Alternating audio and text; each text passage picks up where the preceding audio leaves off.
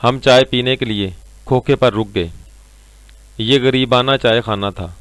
آپ کو عموماً اس قسم کے چائے خانے سڑکوں کے کنارے، اندرون شہر کی گلیوں، محلوں، چوکوں، بازاروں، منڈیوں اور بسوں اور ٹرکوں کے اڈوں پر ملتے ہیں۔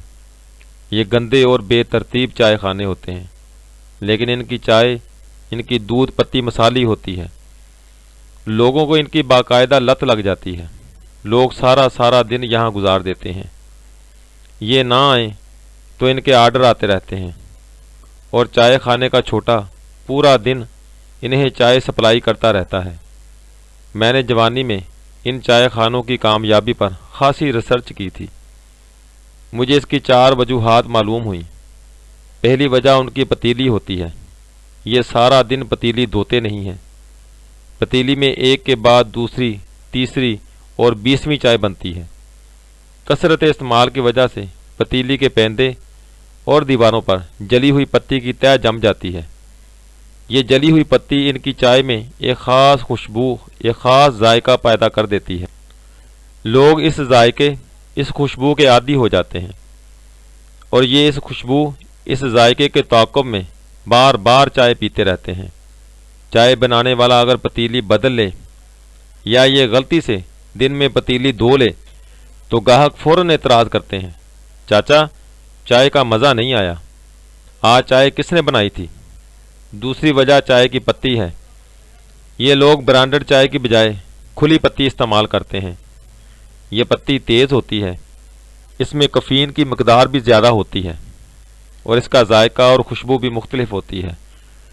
لوگوں کو یہ خوشبو اور ذائقہ گھر کی پتی اور چائے میں نہیں ملتا، چنانچہ یہ چائے خانوں کی چائے کی لت میں مبتلا ہو جاتے ہیں۔ تیسری وجہ دودھ اور چائے کے ابال ہیں۔ یہ لوگ تازہ دودھ خریدتے ہیں۔ یہ دودھ سارا دن ہلکی آنچ پر گرم ہوتا رہتا ہے۔ دودھ پر بلائی کی موٹی تہ جم جاتی ہے۔ یہ لوگ بلائی کا چھوٹا سا چھلکا چائے کے کپ میں ڈال دیتے ہیں۔ ہلکی آنچ پر پکنے کی وجہ سے بلائی اور دودھ میں بھی ایک خاص ذائقہ آ جاتا ہے۔ یہ چائے کی پتی کو 6-7 ابال دیتے ہیں، اور ہر ابال پر پونی یعنی چائے چھاننے والی چھلنی اور پوے چائے انڈیلنے والا ہینڈ کپ سے پتی کے پانی کو پتیلی سے باہر نکالتے اور دھار کی شکل میں دوبارہ پتیلی میں پھینکتے ہیں۔ اس عمل سے چائے کے پانی میں آکسیجن کا اضافہ ہو جاتا ہے، اور یہ آکسیجن بھی اس میں ایک خاص ذائقہ پیدا کر دیتی ہے۔ ہم گھروں میں عموماً چائے کو دم دیتے ہیں، جبکہ یہ لوگ دم دینے کی بجائے چائے کو پھینٹتے ہیں، اور عمل کا یہ فرق بھی چائے میں فرق پیدا کر دیتا ہے۔ اور آخری وجہ مسالہ ہے۔ چائے بنانے والے لوگ چائے میں مسالہ بھی ڈالتے ہیں۔ یہ مسالہ ان کا خفیہ نسخہ ہوتا ہے۔ یہ لوگ چائے میں دار چینی، سونف اور بنگ کا ایک آدھ پتا ڈال دیتے ہیں۔ یہ بنگ کے پتوں کو خشک کر کے پیس لیتے ہیں، اور یہ سفوف چائے کی پتی میں ملا دیتے ہیں۔ اس مسالے کی وجہ سے چائے میں ہلکا سا سرور آ جاتا ہے، اور چائے پینے کے بعد گاہک کی تھکاوٹ اتر جاتی ہے۔ یہ ان کھوکھوں، ان چائے خانوں کے ٹریڈ سیکرٹ ہوتے ہیں، لیکن یہ ٹریڈ سیکرٹ ہمارا موضوع نہیں ہے۔ ہمارا موضوع جی ٹی روڈ کا وہ کھوکھا ہے جس پر ہم لوگ چائے کے لیے رک گئے تھے۔ ہم چائے پینے کے لیے کھوکھے پر رک گئے۔ چائے خانہ گندا تھا، اندر دھول تھی، دھواں بھی تھا، گرمی بھی اور بو بھی، لیکن ہم اس کے باوجود وہاں رک گئے۔ میں ایسے چائے خانوں کی چائے کا رسیا ہوں۔ مجھے سال 6 ماہ بعد جب بھی موقع ملتا ہے میں ان چائے خانوں میں ضرور جاتا ہوں اور چائے کو انجوائے کرتا ہوں۔ ہم 4 لوگ تھے۔ ہم نے چائے منگوائی اور بیٹھ کر انتظار کرنے لگے۔ گرمی اور حبس تھا، ہمیں پسینہ آ رہا تھا۔ میں نے ٹیشو پیپر نکالنے کے لیے جیب میں ہاتھ ڈالا، ٹیشو پیپر نکالا اور چہرہ صاف کرنے لگا۔ ٹیشو پیپر نکالتے ہوئے 50 روپے کا ایک نوٹ میری جیب سے نکل کر فرش پر گر گیا۔ میں نوٹ کے نکلنے اور گرنے سے واقف نہیں تھا۔ یہ نوٹ اڑ کر میرے پاؤں کے قریب پہنچ گیا۔ میں نے نادانستگی میں نوٹ پر پاؤں رکھ دیا۔ دور کونے میں درمیانی عمر کا ایک مزدور بیٹھا تھا۔ وہ تڑپ کر اپنی جگہ سے اٹھا، بھاگتا ہوا میرے پاس آیا، زمین پر بیٹھ کر میرا پاؤں ہٹایا، نوٹ اٹھایا، नोट को सीने पर रगड़ कर साफ किया, नोट को चूमा, आंखों के साथ लगाया और दोनों हाथों में रखकर मुझे वापस कर दिया।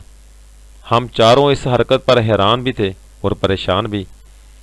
हमारी जेबों से अमूमन नोट गिर जाते हैं, देखने वाले उनकी निशानदेही करते हैं और हम नोट उठाकर दोबारा जेब में रख लेते हैं। लेकिन हमने ज़िंदगी में कोई ऐसा पागल नहीं देखा था जो फर्श पर गिरे हुए नोट के लिए तड़प कर अपनी जगह से उठा हो, फर्श पर बैठा हो, उसने नोट उठाकर अपने सीने से साफ किया हो, 50 रुपये के मामूली नोट को चूमा हो, आंखों से लगाया हो और किसी मुकद्दस वर्क की तरह दोनों हाथों में रखकर मालिक के हवाले किया हो। ये यकीनन हैरत की बात थी और हम चारों इस वक्त हैरान थे। मैंने उसे अपने साथ बैठा लिया, उसके लिए भी चाय का आर्डर दिया और उसे इस तड़प, इस अकीदत की वजह पूछी। वो मजदूर था, मगर वो सदा का मजदूर नहीं था। वो 20 साल कबर शहर के रईस लोगों में शुमार होता था। इसका वालिद शहर के 4 बड़े ताजरों में शामिल था। ये उसकी वाहद नरीना औलाद थी। ये नाजो नाम में पला था, गाड़ी थी, बैंक बैलेंस था, जवानी थी और माँ बाप की अंधी मोहब्बत थी। ये चारों चीज़ें जहाँ जमा होती हैं वहाँ बिगाड़ ज़रूर पैदा होता है। ये भी बिगड़ गया, इसकी सोहबत ख़राब हो गई। ये शराब, कबाब और शबाब की लत में मुब्तला हो गया था। इसके बाद क्या हुआ ये आप उसकी ज़ुबानी सुनिए। मैं जवान था, अमीर था और माँ बाप का अकलौता बेटा था। मुझे बुरे लोगों ने घेर लिया, मेरी सोहबत ख़राब हो गई।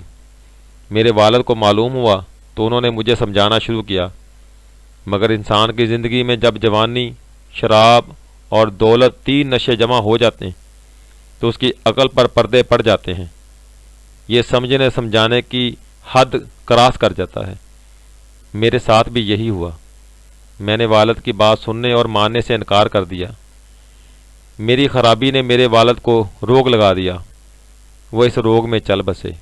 मुझे सारी ज़मीन, जायदाद और बैंक बैलेंस मिल गया। मैं वालिद के इंतकाल पर उदास होने की बजाय दौलत मिलने पर खुश था। मैंने अपनी माँ और बहनों को छोटे से मकान में शिफ्ट किया, उनका माहाना खर्चा तय किया और वालिद की हक हलाल की दौलत को एंजॉय करने लगा।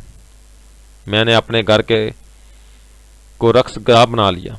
मैं और मेरे दोस्त रोज़ तवाइफों को घर लाते, सारी रात मुजरा कराते, शराब पीते और शराब के नशे में तवाइफों पर नोट निछावर करते। हम तवाइफों को हुक्म देते थे, हम उन पर जो नोट निछावर करें वो ये नोट सुबह तक फर्श से नहीं उठाएंगी, वो नोटों पर नाचती रहेंगी।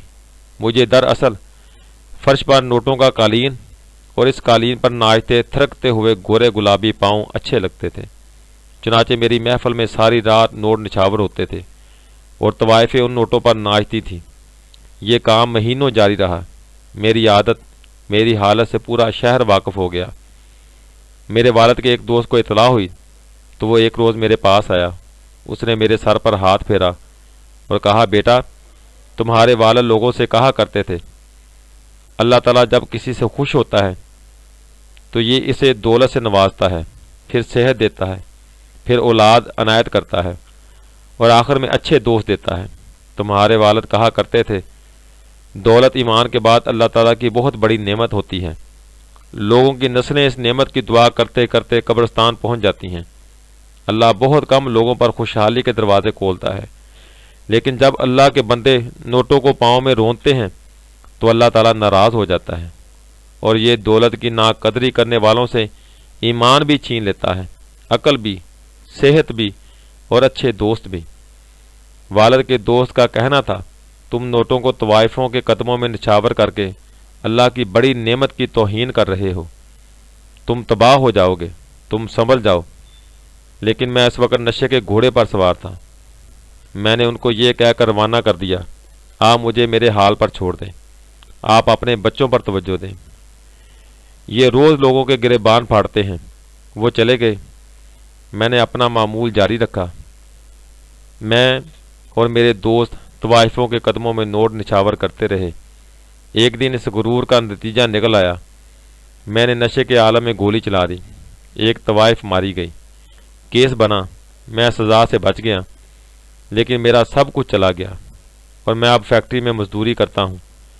وہ رک گیا، اس نے لمبی سانس لی اور بولا، میں جب بھی کسی نوٹ کو کسی پاؤں میں گرا ہوا دیکھتا ہوں تو میں تڑپ اٹھتا ہوں۔ میں نوٹ کو اٹھا کر صاف کرتا ہوں، ہونٹوں اور آنکھوں کے ساتھ لگاتا ہوں اور مالک کو واپس کر دیتا ہوں، کیونکہ میں سمجھتا ہوں دنیا کا جو بھی شخص نوٹ کو پاؤں میں رونتا ہے یا رونتا ہوا دیکھ کر خاموش رہتا ہے وہ تباہ ہو کر رہ جاتا ہے۔ اس نے ایک اور لمبی آنکھ کھینچی اور بولا، چودھری صاحب، یہ بات پلے باندھ لیں، مجرا کرانے والا کوئی شخص امیر نہیں رہ سکتا، یہ تباہ و برباد ہو جاتا ہے، کیونکہ یہ اللہ کی نعمت کو گندی عورتوں کے قدموں میں رونتا ہے، اور اللہ تعالیٰ کی ذات اپنی نعمت کی یہ تذلیل برداشت نہیں کرتی۔